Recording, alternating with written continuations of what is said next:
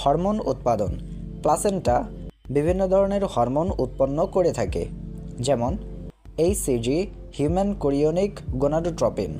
এটি গর্ভাবস্থার শুরুতে জরায়ুর আবরণ স্থিতিশীল রাখে। প্রজেস্টেরন ও ইস্ট্রোজেন, যা শিশুর বিকাশে সাহায্য করে এবং গর্ভধারণ বজায় রাখে। নম্বর 5, ইমিউনিটি। প্লাসেন্টা মায়ের কিছু অ্যান্টিবডি শিশু শরীরে সরবরাহ করে, যা তাকে কিছু সংক্রমণ থেকে রক্ষা করে। প্লাসেন্টার সাথে সংযুক্ত কিছু স্বাস্থ্য ঝুঁকি রয়েছে, চলুন জেনে নেই। যদিও প্লাসেন্টা অত্যন্ত গুরুত্বপূর্ণ, তবে কিছু ক্ষেত্রে এটি সমস্যা সৃষ্টি করতে পারে।